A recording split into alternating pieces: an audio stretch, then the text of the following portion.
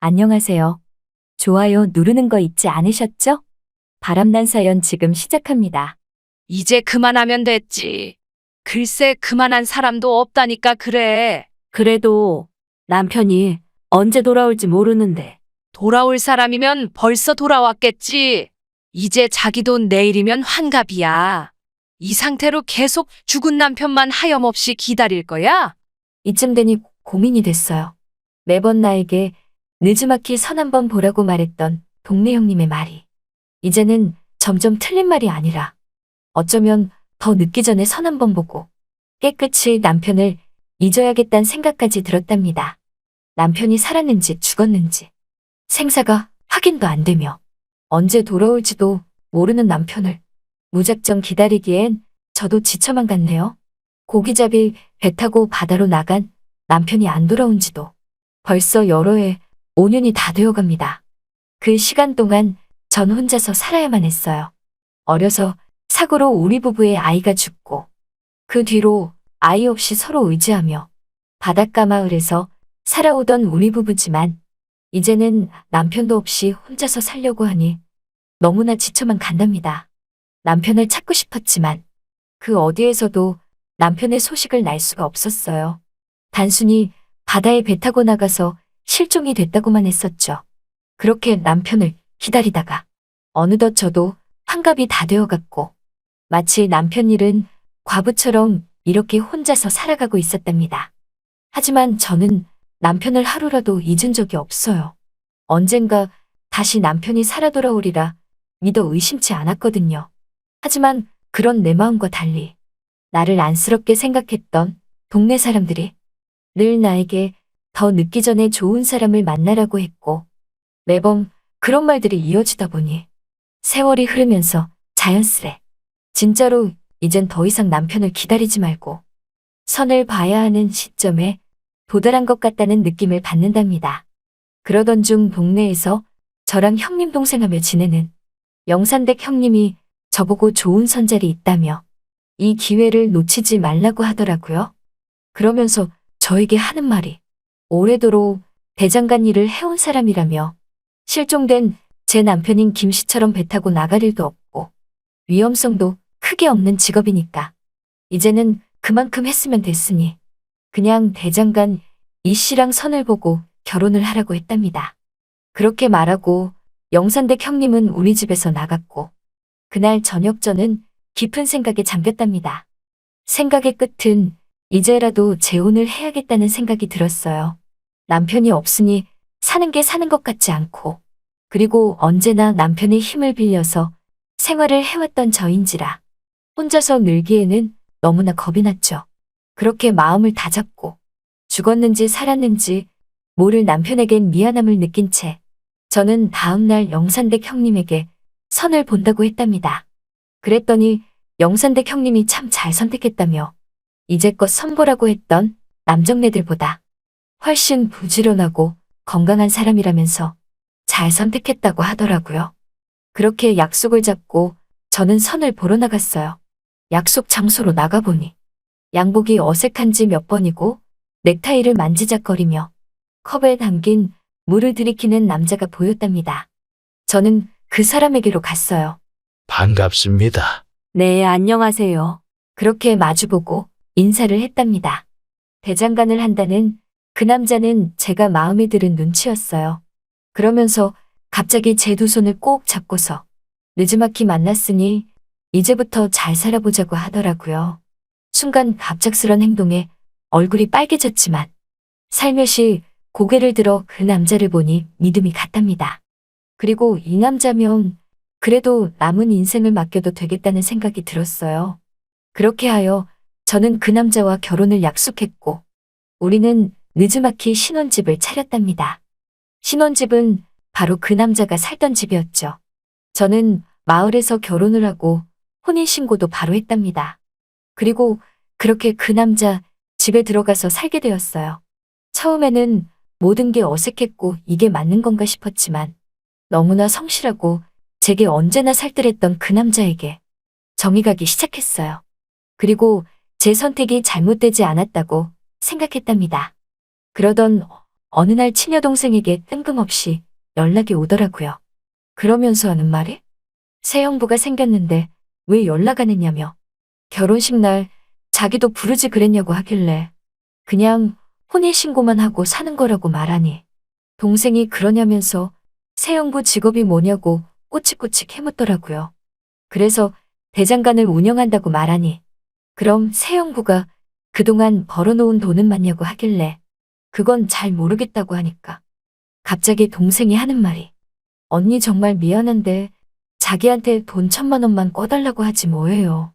그래서 전 너도 알다시피 남편 없이 살던 내가 무슨 돈이 있겠냐고 말하니 새 형부 정도면 돈 1,000만 원은 있지 않겠냐면서 이번에 수술 못하면 정말 영영불구로 살지 모른다며 동생 아들인 그러니까 제게 있어 조카의 수술비가 모자란다며 돈을 꿔달라고 했답니다. 그 말을 들으니 생명과도 연관되어 있는 것이고 그냥 모른 척할 수가 없었어요. 사실 조카가 늘 몸이 안 좋고 병원을 자주 들락날락 거렸거든요. 그렇다고 결혼한 지 얼마 되지도 않은 새 남편에게 이러이러해서 돈이 필요하니 돈 1,000만 원만 해달라고 말하기가 왜 이렇게 미안한지.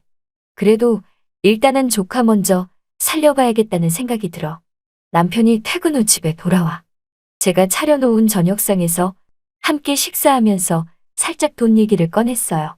정말 돈이 급해서 그런데 돈 1,000만 원만 꿔줄 수 있냐고 물었더니 새 남편은 저에게 돈 1,000만 원은 어디다 쓰려고 하냐고 묻더라고요.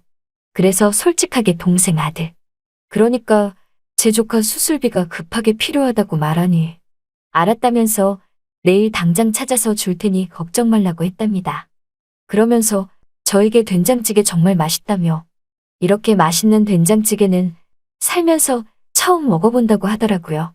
그리곤 갑자기 제게 임자가 있어서 자기도 너무나 좋다며 오래도록 이렇게 행복하게 살자고 말을 하지 뭐예요.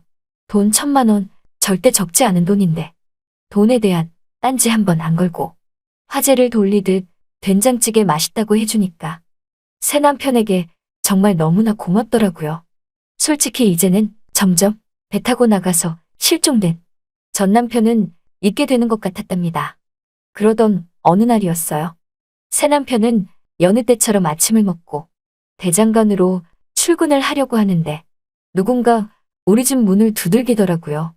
그래서 전 아침에 찾아올 사람이 없는데 누구지 하고 밖으로 나가보니 후줄근한 차림에 수염을 잔뜩 기른 남자가 서 있지 않겠어요? 저는 누군데 그러냐며 말을 하니 그 남자가 갑자기 그렁그렁한 눈으로 저를 보며 임자, 라고 하지 뭐예요. 여러분이 지금 듣고 계신 채널은 바람난 사연 채널입니다. 저는 순간 하늘이 무너져 내리는 기분이었답니다. 그 남자는 바로 제 전 남편이었어요. 제가 그렇게 기다리던 바로 제 본래 남편이었죠. 저는 남편이 살아 돌아온 걸 보고 너무나 기뻐서 바로 얼싸 껴안고는 어떻게 된 거냐며 당신 살아있었던 거냐고 눈물을 흘리며 말하니 그렇다면서 임자를 다시 만나서 너무나 좋다며 전 남편이 당장 우리 집으로 같이 가자고 하지 뭐예요. 그 순간 나차하는 생각이 들었답니다. 그리고 저는 저와 안고 있는 전 남편의 품에서 점점 멀어지며 냉정하게 고개를 돌렸어요. 그랬더니 바로 새 남편이 뒤에서 그 광경을 지켜보더라고요. 새 남편은 아무런 말도 못하고 가만히 지켜만 보고 있었답니다. 저는 순간 이성을 찾고 전 남편이 살아서 다시 돌아왔다는 기쁨도 잠시 전 남편을 한스럽게 툭툭 치며 왜 이제야 돌아온 거냐며 조금만 더 일찍 오지 그랬냐고 말을 했어요. 그랬더니 전 남편은 그게 무슨 말이냐고 물으니 당신을 5년 넘게 기다리다가 얼마 전에 재혼을 했다고 말하니까 전 남편이 갑자기 털썩하고 그 자리에 주저앉더라고요. 그러면서 저에게 임자가 어떻게 그럴 수 있냐며 자기는 여지껏 힘든 고비도 다 이겨내고 오직 김자를 만나기 위해서 살아남아 여기까지 왔는데 임자가 자길 버릴 줄은 꿈에도 몰랐다고 하지 뭐예요. 저는 어쩔 수 없었답니다. 그렇다고 얼마 전에 재혼한 새 남편을 버릴 수가 없었어요. 전 남편에게 사정을 말하고 이제 당신도 새 사람 만나라고 하니까 갑자기 전 남편이 땡준 한 푼 없이 오갈 데 없는 자기가 느지막이 누굴 만나고 어딜 가겠냐며 임자가 어떻게 자기한테 그럴 수 있냐고 하지 뭐예요. 그래서 전 그럼 어떡하냐며 이젠 당신 마누라도 아니라고 말하니까 그걸 지켜본 새 남편이 갑자기 나에게 할 얘기가 있으니 잠깐만 안으로 들어오라고 하지 뭐예요. 그렇게 새 남편을 따라 집 안으로 들어가니 새 남편은 모든 걸 이해한다는 듯 보니까 아직은 오갈 데가 없는 것 같은데 당분간 같이 지내며 다른 집을 알아보자고 하더라고요. 그 말을 들으니 왜 이렇게 미안하던지 저는 정말 그래도 되냐고 하니까 물론이라며 그래도 임자 전 남편이었는데 사이가 틀어져서 헤어졌던 것도 아니고 죽은 줄 알았던 사람이 살아 돌아온 건데 기쁘게 생각하자고 했답니다. 그 말을 들으니 왜 이렇게 눈물이 나던지 이 남자 매번 나를 위해 희생만 해주고 너무나 미안했죠. 그렇게 하여 그날부로 전 남편이 우리 신혼집에 얹어 살게 되었어요.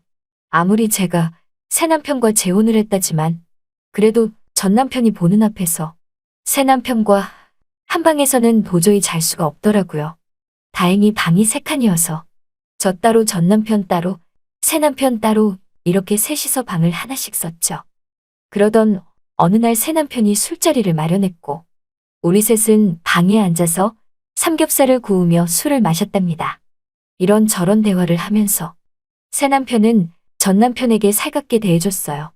그러다가 술이 좀 취했는지 전 남편은 새 남편에게 자기 마누라 이제는 자기가 데려간다고 말하지 뭐예요. 그랬더니 그 말을 들은 새 남편은 다른 건 다 이해할 수 있어도 그건 안 된다며 그럴 순 없다고 했답니다. 그리고 다음 날이 되었고 새 남편이 조심스레 제게 의견을 물었어요. 임자가 하자면 어떤 결정이든 따르겠다고 하더라고요. 그렇게 새 남편은 저에게 자기와 살겠냐며 아니면 전 남편과 살겠냐며 물었고 저는 새 남편과 살겠다고 말을 했답니다. 전 남편은 그 얘기를 엿들었던 건지 우리 집에서 며칠을 머물다가 어느 날 갑자기 이제는 떠나겠다고 하더라고요. 그래서 전 오갈 데도 없는 당신이 어딜 가냐고 물으니 그럼 이게 지금 말이나 되냐면서 어떻게 한 집에서 전 남편 새 남편과 함께 살 수 있겠냐며 임자가 이렇게 좋은 남자 만나서 새롭게 새 인생 살고 있으니 자긴 그걸로 됐다며 이제 그만 떠나겠다고 했답니다.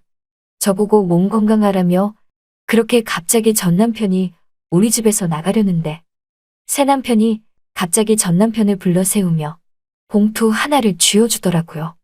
그러면서 하는 말이 어딜 가시든 멋지게 새 출발하시고 건강하시라고 말하니 전 남편은 기분이 나쁠 수도 있었지만 그동안 그래도 좋은 모습을 보여준 새 남편의 진심이 통했는지 봉투를 받아들고서 새 남편의 두 손을 꼭 잡으며 자기 마누라 잘 부탁한다고 말하고는 그렇게 우리 집을 떠났답니다. 그 뒤로 전 남편을 볼 수가 없었어요. 듣자 하니 전 남편도 재혼을 하여 다른 지방에 자리 잡고서 살고 있다고 하더라고요. 저 또한 대장간을 운영하는 새 남편과 전보다 더욱더 행복하게 살아가고 있답니다. 죽은 줄만 알았던 전 남편이 살아 돌아와서 이런 일이 나에게 다 벌어지다니. 사람 앞일 한 치 앞을 내다볼 수가 없다는 걸 새삼 느끼게 됐답니다. 잘 들으셨나요? 오늘의 바람난 사연은 여기까지입니다. 구독과 좋아요 부탁드립니다.